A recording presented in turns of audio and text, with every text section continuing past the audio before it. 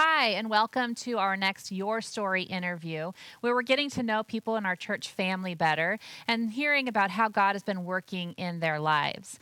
And, as you watch these, I think you'll realize just how uniquely each of us have been created, but also how we all have this common thread running through our lives. We have triumph and tragedy, highs and lows, the good and the bad, and really how we all have this overwhelming need for a Savior. And aren't we so thankful that God has given us Jesus and also just continues to walk alongside us, meeting each of our needs throughout our lives. And, as you watch these interviews, I really hope that it leads you to think about your own story, how God's been working in your life and in the lives of the people around you. It really has made me think about my story, and it has me wondering about your story. So I'm here today with Jack Church, who's going to share his story with us. Welcome, Jack. Thank you so much for joining us today. Thank you. Hey, could you just start out by telling us a little bit about yourself? Wow, that's an open-ended question. It really is, I'm still working. I've worked in television for a number of years as a meteorologist, but I've done some other things too. I worked for some companies that used to sell products to television stations, traveled all over the country. I was married for just a shade over 37 years to my high school sweetheart, Pam. And of course, many of you know, she unfortunately went to heaven. Mm-hmm. Unfortunate for me, fortunate for her. Yes. Last October, we have two kids. I have a daughter that graduated college recently at Florida Gulf Coast, and she's employed at the Biltmore in Asheville. She's on furlough now. She works in convention and event planning. Oh. And then our son, Eric, got married not that long ago, lives in Nashville, and he works for Dave Ramsey, called Ramsey Solutions now. He works in what's called their Smart Dollar division. And my parents are still living and live in New Mexico. I always say that's so weird. My parents are still alive, but my sweet bride is not with me. And then Pam's family scattered. Her mom actually died a few weeks after Pam did. So her parents are gone, but her sister lives in Tennessee and has kids, and her brother's in Pennsylvania, and there's nieces and nephews all over. And Pam and I, they used to kid us that we were in the witness protection program because we actually lived in 14 different states. Wow. We traveled all over the country. A lot of those states, though, came after I had a travel job with AccuWeather, and the kids were in college, and we didn't have to live anywhere in particular. So we would go stay places 2 or 3 months because all I needed was an airport. So we had a lot of adventures, but we grew up in Tennessee. Probably our second home would be California, though. We lived there a total of about 15 years in the Santa Maria area in Bakersfield, and we lived in Florida for about 10 years. And then we also lived in New York and some other places. So. Nice. Did you have a favorite? I probably should say Jacksonville, Oregon. It would be popular for you too. But I will be honest, we love year-round sunshine and warmth. Yeah. And the central coast of California, when it comes to weather, it doesn't get much better than that. It's hard to beat, isn't it? Yeah, we love that. We always had a boat. We had a boat our entire married life. In fact, I sold a boat to help pay for our wedding when we got married. But yeah, I would say Central Coast of California. We loved Florida and do love Southern Oregon. We love all the hiking and the different things to do here and all those good things. And it's so strange. You notice I keep saying we love because there's always that's always a part of me. But but we've the only place I'll tell you that we really didn't enjoy living was Syracuse, New York. Oh, wow. Because they get lake effect snow. Our first winter there had over 200 inches. And so I bought a house for us near the Knoxville, Tennessee area. I moved Pam and the kids there, and I would fly back and forth on weekends. Oh, yeah, you must really not have liked it. We did not like it there, no. Well, we're glad to have you here in Jacksonville. Thank you. So how long have you been part of this church family, and what's your favorite part about being a member of this church? Well, we first started coming in November of 2018, right when we moved here. And then it was just a few weeks later that Pam got diagnosed, and of course people didn't really get to see the real Pam then. She started kind of going downhill, but through that you ask, well, what do we like best? I think we felt a sense immediately that this was a very Bible-based church. It was a community of believers who were open to people. It's kind of the fact that Pam, it's still kind of hard for me. Pam fell in this church probably about 10 weeks after we started attending here and broke her right femur. And that's when we knew that cancer had gotten in her bones. Right. But through that experience, we had a physical therapist here. We had a nurse, Lori. Physical therapist was Steve. We had Rich, who was an orthopedic surgeon. We're all on top of her that day that she fell. And I think from that point forward, we had a rather unique association, connection with the membership. Albeit, though, kind of a limited connection in some respects because we weren't able to be as active and involved as we had planned to be. Right.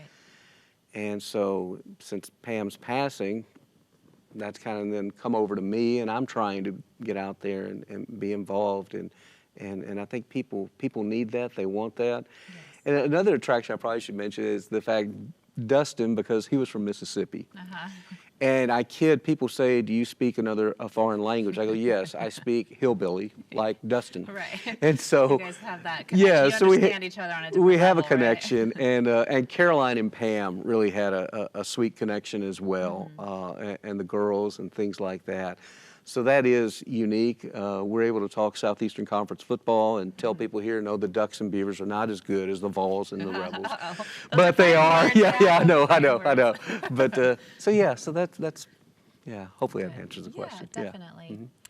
So tell us a little bit about your faith journey and how you came to Christ. Well, as mentioned, I was raised in Tennessee. My parents are believers and were believers. But I would say we were casual Christians growing up.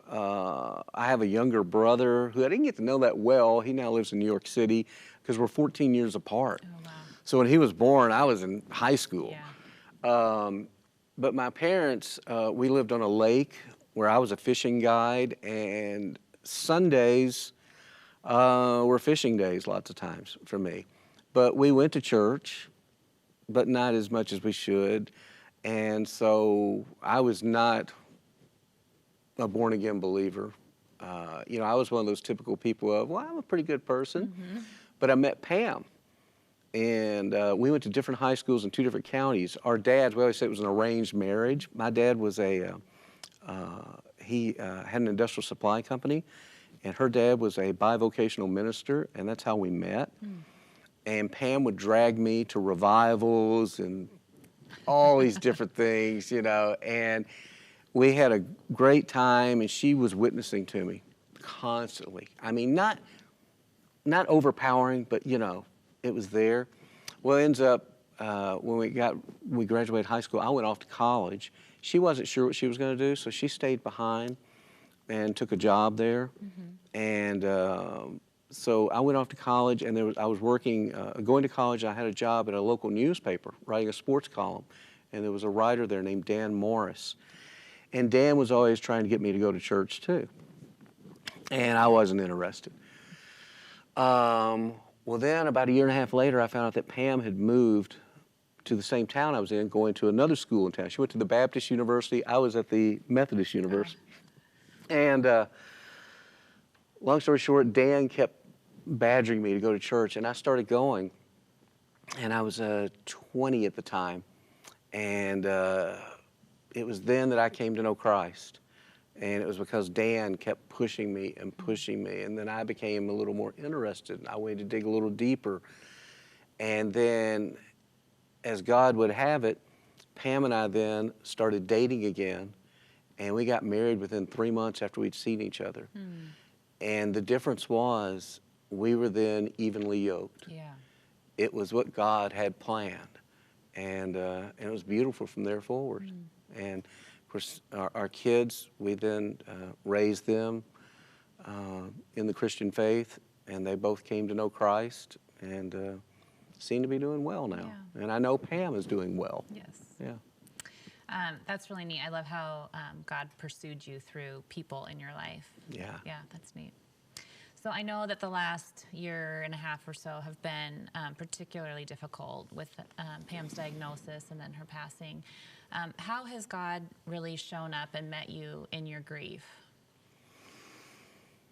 Well, it's one of those things that even in her final few months, I knew it was coming. And you think you're prepared, and then it happens, and you're not. And your faith really gets tested a lot. And I probably should start by saying we have a good friend. Her name is Lola. Lola is our adopted grandmother. We met Lola through, Pam used to be, she was Dinners for Eight coordinator at I think half a dozen different churches we used to be in. And Lola and her husband were in our group. Keith later passed on. Lola's now 94 years old, lives in Phoenix. She became our kids' adopted grandmother. We called her our West Coast grandmother because we were all in California together. And I'm telling you this because right after Pam passed, I called Lola, who she'd experienced the death of Keith prematurely, like 20 years ago. Keith died. He was only in his early 60s. Then she lost her son, Mark, who was about Pam's age, about 3 or 4 years ago. And I called Lola. I said, Lola, I don't think I can do this. I can't do it. Because Pam and I, we did everything together. When I mean we did, we did. We boated, we fished, we did Sunday school classes together, we did everything. Yeah. Of course, on the family side, she was, we all say our wives are great moms, and she was. But Lola told me, she said, well, you've got 3 choices you've got to make now. She says, number 1, you can decide to go into a very deep, dark space and be filled with self-pity and never come out. She goes, number 2, you can kill yourself. She says, or number 3, you can decide to move forward and make an attempt to be happy. And it's funny, Pam had told me that too.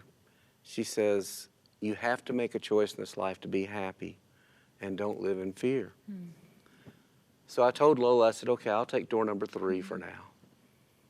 And I kidded her. I said, although door number 2 and door number 1 are kind of attractive at times, but I did door number 3. So God then started using me. And the first story I'd like to share was, it was 2 weeks after Pam's passing. It's early November. She died October 20th of 2019. And I am going crazy. And if you ever talk to widows and widowers, you'll go through this stage where you just feel like you can't be still. You wake up early in the morning. The house is quiet. It's empty. There's nobody in bed with you. You're just going crazy. You're anxious. And I thought, I've got to do something. I've got to get out of here. So something that Pam and I used to love to do, and this will sound great, here I am in church telling this, we used to love to go to Reno and go to the sports book at the Grand Sierra Hotel. They have giant big screens everywhere where you can watch every college football game in America. Oh, wow. And we loved college. Yeah. And we loved, right? and we loved college football. So it's 2 weeks after her passing. It's November. We're in the heart of college football season. I'm like, I'm going to Reno. I'm getting in the car. I'm going to Reno. So I'm driving over, and immediately after I leave Medford, Jacksonville, I feel a sense of relief. I'm just getting away. And I have booked the biggest, baddest suite they have at the Grand Sierra. So I check in. I go up to the room first, and I look around, and it's an unbelievable suite with views. And Pam and I actually lived in Reno for a few months at one time when I was in the travel job. And I look out the window, and I go, oh, gee, what have I done, God? Why am I here? Pam's not here. I've got this giant suite. But I go, okay, I'm going to go downstairs. I'm going to watch football. So I go downstairs, and the games are on, and I get lost in the excitement of watching the games. And for a few hours, I'm not thinking about my grief or anything, and it's all good. I then go, and we used to love, Pam was huge on everything in our house was organic, everything we ate, very clean eating. But a weakness for us was crab. And they had a crab buffet at the Grand Sierra. So I went there, and it was good, but it wasn't like it used to be. I could tell something was missing. And Pam used to challenge me, how many crab you think you could eat? And that night I didn't eat that many. And I just really missed her. So I go up to the room, and the next morning I wake up, and I can tell I'm now coming down. Yeah. I've had the high, I watched the football, it was all good. And so I get my bag and I go down to the area, the big lobby area that leads to where the valets go to get your car, right? And I don't want this to sound wrong, and it will sound wrong, but as I'm walking through the lobby area, I look around, and to me at that moment, it's like a sea of ugliness.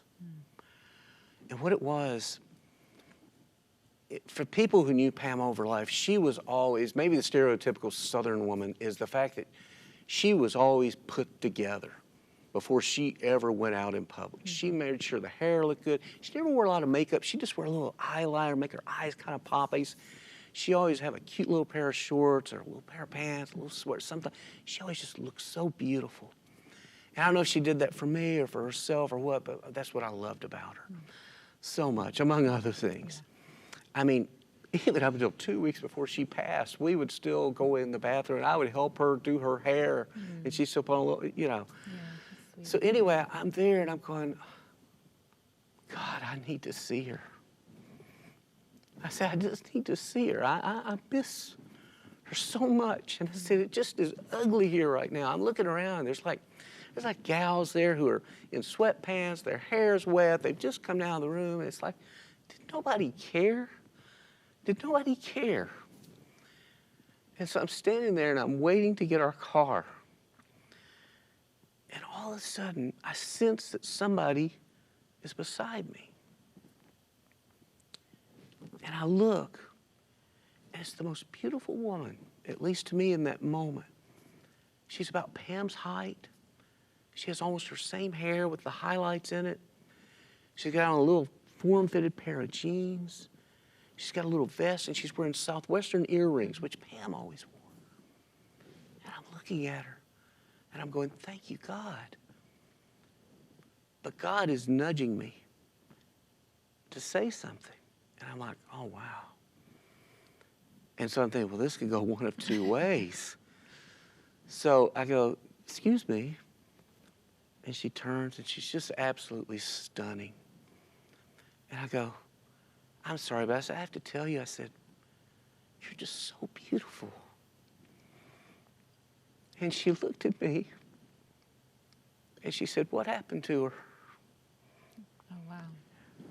And I went, well, she died 2 weeks ago. And I have Pam's picture on my cell phone, and I showed it to her.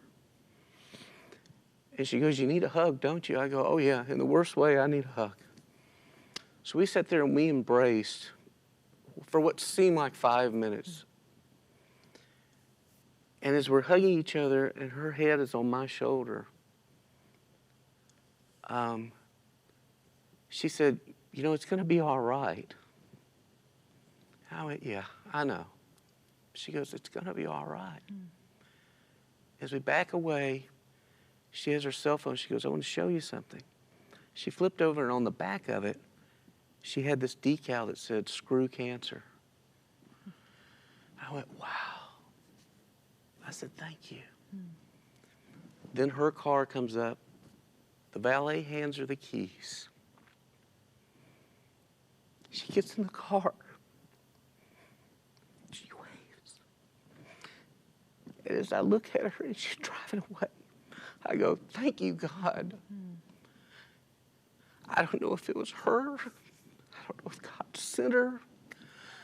But boy, it felt like for a moment that she was there. Yeah. And that's what I needed. Yeah. At that very moment, it's like we always talk about God does provide. And in that moment, on what was becoming a very dark morning, He provided what I needed. So that was my first encounter. Yeah, that's amazing. It was, and I apologize for crying. I thought I wouldn't cry when I told that, but it's a good cry. Yeah. It's a good cry, Yeah. and there is hope out there. Right. Yeah. And I feel like it's another example of how God sent a person into your life to, in this case, not to necessarily pursue you, but to offer you the comfort that you needed in a tangible way, you know? Most definitely. Yeah. Most definitely. Yeah.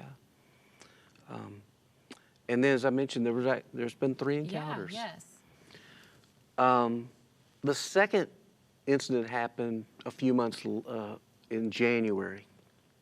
It was coming up, and I never forget, I told Pam when she was in her final few days on this earth, I said, you know, your timing is terrible. I said, you're going to pass in late October. I said, that means within the first 6 months, I get to do Thanksgiving, Christmas, New Year's, and oh, by the way, our anniversary. Oh, man. In less than 4 months. Well, our anniversary was coming up January 23rd. As that week is approaching, I'm like, oh no, I've got to get out of here. I got through Thanksgiving, I got through Christmas okay. I thought, I can't do our anniversary. And then it was like God spoke to me. It's like, yes, you can. You can do this. So I thought, okay, where do I go? I know. I'll go to the happiest place on earth. It's Disneyland. And Pam and I, we loved going to Disney. The kids loved going to Disney. And because I worked in television, we always got these, we could get these different deals and passes and things to go to Disney. So I took the week off. And first of all, I go to California. I end up seeing lots of close friends in the Santa Maria area. And it was so good to be with people. And it's nobody's fault here. We never had a chance to become really close with other people and all here because she got ill. So there's no history. Right. But I get down there, and it was fantastic because people were able to talk about Pam, not the sick Pam, but the fun times we had. Hey, remember we did this, remember we did that, and it was great. So I go down to Disney, and I've actually got 2 tickets for Disneyland. And I could hear Pam telling me, find someone to share my ticket with. So I thought, that's a great idea. So I'm standing outside Disneyland, and I'm trying desperately now, as people are coming going, hi, do you have tickets to get in? Well, they all think I'm running some kind of scam. They're like, no, we're good, we're good. Yeah. Everybody's like running from me like they do now during coronavirus. I mean, they look at me with this look, no, I don't think so. Well, finally, I keep thinking, I want to find a young family to bless them with. And it was a park hopper ticket. It was the one where you go to, it's a really good ticket. Yeah. I see this young family approaching, and I'm like, God, please. I'd been out there for like an hour, could not give away this ticket. Isn't that crazy? Yes. Finally, this young family, mom, dad, 2 little kids. It kind of reminds me of Pam and me when we had our kids at home. I said, excuse me. I said, let me first of all tell you, this is not a scam. I had this picture of Pam on my phone. I go, this is my sweet wife, Pam. I said, she went to heaven just a few months ago. And I said, we were planning to be here for our anniversary, or at least that's what's happened now. I have an extra ticket. It's a park hopper ticket. Would you guys please accept it? And they're like, well, how much is it? I said, no, there's no cost. This is from Pam. This is for you to enjoy. They're like, are you serious? I'm like, yes. They're like, oh my gosh. They come over and they're hugging me. They're like, this is so wonderful. I'm like, thank you, God, somebody for the ticket. Well, I then asked them, I said, where are you guys from? They said, well, they said, we don't know if you're familiar with it, but it's called Highlands Ranch, Colorado. And I go, oh my gosh. I said, we lived in Highlands Ranch. I said, our daughter went to Mountain Vista High School. And they're like, our daughter's going to go to Mountain Vista High School. And I'm like, well, then we were destined to be here. You guys were supposed to have this ticket. So they did. And I took pictures with them. It's just the sweetest family. Later, towards the end of the day, I hear someone hollering my name, Jack, Jack. I'm in Disneyland. There's thousands of people there. It's the family. They come over and they said, you know, they said, we're always pretty cynical about things. And they said, you restored our faith that there is still a lot of good out there. And I went, well, I said, my wife was the best. I said, this was from her. This was all her, guys. They go, no, it was you. And I said, no. And we all hugged and said goodbye. Well, now it's the end of the day. And I'm thinking, I'm going to go to a nice restaurant. So I go to a really nice restaurant there in Anaheim. And I sit down, and there's two women sitting next to me. The tables are like this. I sit down, and they go, "Is anybody going to be joining you?" And I said, "Well, kind of," but I said, "She's in heaven now." They go, "What do you mean?" I said, I pull out Pam's picture. I go, "This is my wife, Pam. This is our anniversary." And I said, "We're celebrating. She's just not here in the physical sense." And they're like, "Oh, that's so sweet." And we're talking, and the lady goes, "Well, where are you guys from?" I said, "We've lived all over." I said, "Pam was actually born in Chicago." And the one lady goes, "I was born in Chicago." And I go, "Really?" I go, "Pam was born at Cook County General." She goes, "Me too." Oh my I go, "Really?" I said, "Well, Pam lived in the row houses just south of Wrigley Field." She goes, "Wow." She goes, "We lived in the row houses south of Wrigley Field." Yes. And I'm like, "Well, I don't remember the street or anything." She goes, "I know." I go, "Wow." And the lady goes, "Well," she says, "I think we're supposed to be sitting here together then." And I went, "Yeah." Then the other lady that was there, we started talking. I said, "Well, what kind of work are you guys into?" They worked in real estate. Well, that's what Pam did for 25 years. So we had a great conversation talking about, well, then our server comes over. This is where the story gets interesting. Her name is Mindy. Mindy comes over, and she's talking to me, and then she wants to hear the story about Pam. And I end up telling her how we met and the whole deal. The restaurant wasn't very crowded, obviously. And she was just so sweet, and I took a picture with her, and she told me how she'd been in a relationship for 10 years. It didn't work out. But she says, "Gosh," she says, "maybe it can work." She says, "It really can, right?" I said, "Oh, yeah, it can." I said, "When marriage works, it's beautiful." I said, "I can honestly say I don't regret a single second of any of our time together." And she goes, "That's what I want." I said, "You'll find it someday." And anyway, my bill comes out. Should have been a pretty expensive bill. It's like $8. I'm like, "Mindy, my bill's incorrect." She goes, "Don't worry, I ran it through my employee program." So anyway, I left her, great tip. Obviously, thinking that's end of story, right? Great night. That's in Anaheim. I then continue my trip. I go to Phoenix to see Lola. And then 4 days later, I'm driving back to Jacksonville. I'm coming up Highway 99 instead of I-5.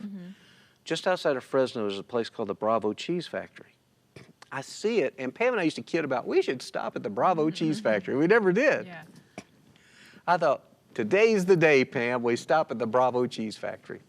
I pull in, and as I'm getting out of the car, there's a woman getting out of the car next to me. I look over, and I go, "Mindy?" Oh my goodness. And she goes, "Jack."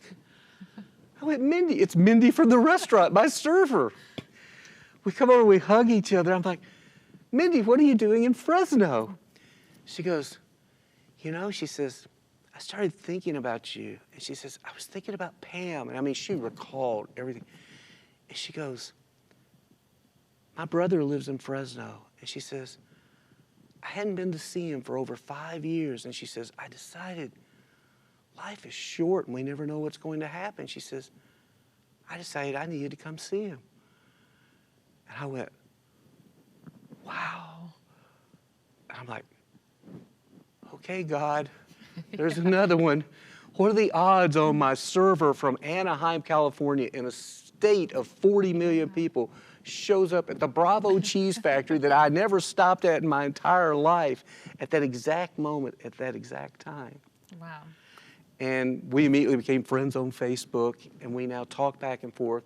And I'm happy to report, too, she's in a really sweet, healthy relationship right now with someone. That is so cool. I mean, your calendar must be pretty full, Jack, because these are a lot of divine appointments, right? Oh, that you have. they are. Yeah. And then you want to hear the third Yeah, one? of course. Okay, the third one, and there have been more, but we don't have all day. The third one, I hope I can get through this one. Gee, just thinking about it. It's February. Pam and I loved college sports. I always kidded, though. I don't know if she understood sports, but she went along for the ride. We'd go to college football, college basketball, pro sport, loved it. It's the middle of February. it's my usual weekend of, what am I doing? And I'm thinking, well, I could throw a pity party, but as a friend of mine told me, nobody will want to come. So it's a Saturday. And I realized that Oregon State was playing Oregon in basketball, Civil War basketball game, Yeah. men's basketball. And we were a little more partial to the Beavers than the Ducks. Sorry, Ducks. But the game was going to be at Corvallis. And I thought, what the heck? I'm going to go to the game. Well, I go online. Of course, there's no tickets. Right. It's sold out. So I go to StubHub. And I find one outrageously priced ticket. And I thought, what do you think, Pam? What the heck? Click. I buy the ticket. So I get up to Corvallis, and I'm getting a little sad as I'm there because, like, memories start flooding. Because when we lived in Bend, we had season tickets to Oregon State. As I'm walking across campus, the crowd is big, so I'm kind of now starting to feel a little better. I'm feeling a little bit of the energy of going to the game. And for those of you that have ever been to Gill Coliseum, it's a smaller, it seats 10,000 people, but it's really tight getting in there. And this game, because it's a sellout, I mean, it is packed. We're trying to get in there. And as I'm going in, this lady, they're handing out these boxes. I have no idea what's in the boxes. I guess it's some kind of promotional thing. She hands me a box. And as I'm going by, I went, excuse me, I said, what's in the box? She goes, it's an Oregon State basketball bobblehead. And I'm like, oh, okay. So I've got it. And I'm thinking in my head, you know, we talk to our loved ones. I'm like, gee, Pam, what am I going to do with this bobblehead? And I can hear her saying, you need to find a little kid to give it to. Well, it's so crowded, I can't see any little kids as we're trying to snake our way in there. Well, I get into the Coliseum, and man, my seat is unbelievable. I'm like 12 rows up from the bench. I'm now feeling it, but I've got my bobblehead. I'm going over to my seat, and sitting next to me is the most beautiful little girl you will have ever seen. I sit down next to her, and I go, well, hi there. I said, what's your name? She goes, I'm Brooklyn. I go, well, Brooklyn, I'm Jack. I said, I guess we'll be seatmates tonight. And she goes, okay. I said, yeah. I said, did you get one of the bobbleheads? She goes, no. I went, well, have I got good news for you? Pull out the picture of Pam. I go, this is my wife, Pam. And I said, she's in heaven now. And she wants you to have the bobblehead. And she goes, really? I said, no, really, she wants you to have it. She goes, wow. My mommy just went to heaven a few weeks ago. Oh, wow. I went, oh, Brooklyn. I said, you know what? I said, I bet your mommy and my Pam, they got together and they arranged for us to sit together. And she goes, you think so? And I go, oh, I know so, sweetheart. I said, I know so. And I go, we're going to be all right. She goes, really? And I went, yes, we're going to be all right. So she sat there and she opened that up and she had just the biggest smile on her face. So and I got a picture of us together, which people will see. And what had happened, and there's another woman who's in the photograph, and people often ask, well, who was the woman she was there with? Well, and I didn't get into a lot of the details, but apparently her mom and dad had divorced, and she was living with her mom, and her mom had gotten ill. And so when she passed, she went back to be with her dad, and her dad had remarried. And the young woman there that was now her mom, very sweet lady, and we exchanged where we lived and all that. And and the game ended up being great. Oregon State won. And I left there just knowing that, you know, there are no accidents. This was not an accidental meeting. God arranged for me to be there next to that little girl. And I told a friend of mine, I said, what are the odds on the guy that just lost his wife ends up next to the little girl that had just lost her mom? He has a good sense of humor. He said, how many people is that arena seat? I said, well, it's around 10,000. He goes, well, I'd say the odds were 1 in 10,000. mathematician there. Yeah. I said maybe even greater than that. Yeah. But so I share these stories just to let people know that there's hope out there. God still wants to use us. I've had many other things that have happened. Does it lessen the pain and the loss? A little. There's always that deep undercurrent of sadness. It'll never leave me. I tell people it's like a sports injury. I heard a football running back tell the story of how he had lost his wife. And he said it was like when he injured his knee playing football. He says, it got better. I had surgery. They rehabbed it. I was able to use it again. But he said, I always knew I had that injury. And so that's kind of like it is with me. There'll always be that piece of me that misses her. That pain will always be there. But somehow God will sustain us through this. And my message to especially those who've lost a loved one is we do have to make that conscious choice to be happy. And I can make a choice to be sad. Oh, it's easy. It is so easy. But since that time now, it was Pam's prayer book, and I took it over. The woman prayed for anybody and everybody on the planet. I am telling you. Well, I took it over, and I then decided to write down all of our friends that I'd known who had lost a husband or wife or even a child. These are all people under the age of 60. We're not talking about older people. Loss is loss, but even when you're younger, it can even be more of, we got cheated. Because you feel that way. Yeah. I have 23 people now who have lost loved ones. And just in the last couple of months, I've heard from my former general manager at my TV station in Santa Maria. His wife reached out to me the day Charlie died unexpectedly. And she goes, because I journal to Pam every day on Facebook. I have a daily journal where I do a letter to her and I post pictures. And I found that people are picking up on that. I don't know that they're reading it necessarily. Well, Cheryl called me to say, you were the first person I thought of to call. She goes, because I know you just went through this. She goes, I hope you don't mind. I've just got to talk to somebody. Yeah. And I said, yeah. Then a couple weeks later, a young woman, only in her 40s, Amy, who Pam worked with in real estate in Florida, same thing. Her husband unexpectedly died. She reached out to me. And there have been some others. So I guess, now God, that's kind of my purpose, my calling, because those of us on this grief journey, it helps when we talk with others who are kind of in the same similar situations, the same space, the same point in our lives. And I'm only 6 months out, but I'm way better than I was 3 months ago, 10 times better than I was in those first weeks, which is where some of these friends of ours are. And so I guess maybe that's where God will continue to use me, at least for now, and who knows what it'll be later. Yeah, well, that is no small thing. I mean, just even in hearing what you shared with us today, it's so clear that even as you walk through your grief, that God is allowing you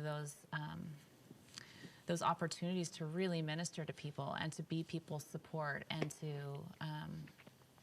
to share His love with people who really, really need it. So I think that is an amazing gift, and I'm sure it doesn't feel like a gift very often because of the grief that you're walking through. But to those of us who can see it, and hear about it, it's such an encouragement to people around you. So if you need something to cling on to in those harder moments, just know that as people, as God brings people into your life, that you are a huge source of encouragement to them and a shining example of what God's love looks like here on earth. So,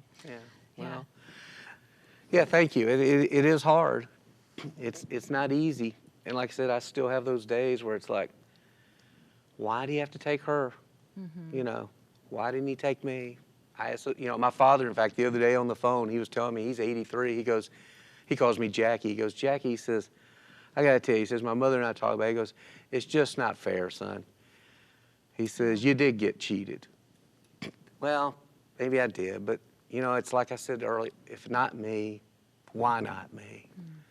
And it's one of those things, too, and I think I heard, I think it was Dave Ramsey who said this. He says, you know, if you're married or in a relationship, one of you will leave before the other, unless by miracle you're in a plane crash or something like that, which is doesn't sound horrible. like so great a thing No, either. it's terrible. Or a car, I mean, things like that can happen, but in all likelihood, we're all going to end up having to go through this. And it's also, too, one thing people always ask me, well, what should I say to someone who's lost someone? And I always think it's not necessarily what you should say, it's more what don't say.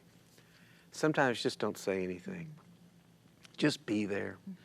One of the things in one of the online groups I'm in is, you know, don't say things like, well, I had an uncle who died, so I kind of know. No, it's different. Right. It's totally different. It's different for everyone in whomever you lose. So just be there in the moment. That's the main thing. Just be there in the moment. And let them talk. Me talking helps. Yeah. Yeah. Well, I appreciate you sharing all this with us so much, and Yeah, thank you. getting to know you better through this. And I just, I'm so thankful to have you here as part of our church family. Well, thank you. It's I'm sure people are going, gee, this went long. No, we were all on the edge of our seat. I'm sure. I'm sure. If you ever want more stories, I've got them. No. Okay. It kind of puts an end to feeling like meeting people as a coincidence, or, you know, like things just are coincidences in life, because there's all these, if we have our eyes open, there's all of these divine appointments that God makes for us, and what we're going to do with those is kind of up to us, like, you know, like you were talking about choice. So, Definitely. yeah. Thank you. Thank you very much. Okay.